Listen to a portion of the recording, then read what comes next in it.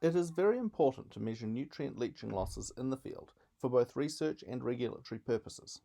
Unfortunately, in-field measurement is difficult because leaching is highly variable. Most nutrients are lost from hotspots like urine patches. This is a small area of a dairy pasture.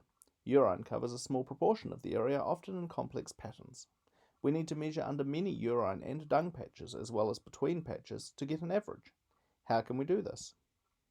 We could install 50 cm wide column lysimeters in the paddock. These are the gold standard technique for controlled experiments, but in the field they are tiny.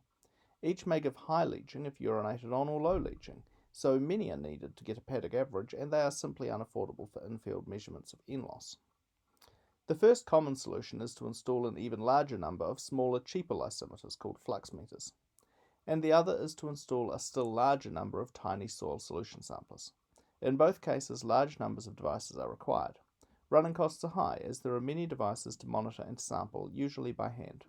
Also, usually the devices must be accessible from the surface. This means many access tubes in the paddock, which complicate cultivation.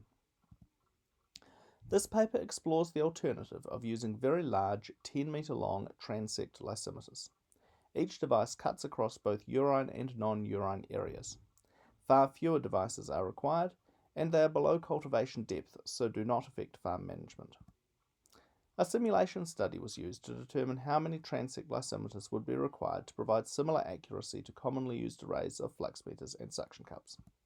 If using 12 flux meters under the conditions simulated in this paper, nutrient leaching would be accurately measured in 49% of years. A single transect lysimeter would give equivalent accuracy to this entire flux meter array. If using 64 suction cups, nutrient leaching would be accurately measured 80% of the time. Only 3 transect lysimeters are required to achieve this accuracy.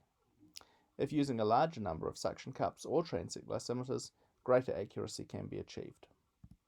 Now, having a smaller number of devices means that it is also possible to cost-effectively automate measurements to receive real-time data.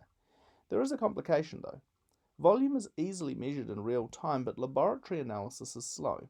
There is a need for a sensor that can give a real-time estimate of nutrient content until lab analysis is available. An electrical conductivity sensor is used, but it is affected by many things. Can it predict N? The answer is yes.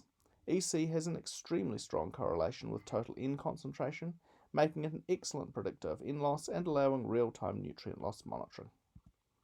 Transect lysimeters have equivalent accuracy to existing systems for a lower cost, provide real-time data, and are field proven.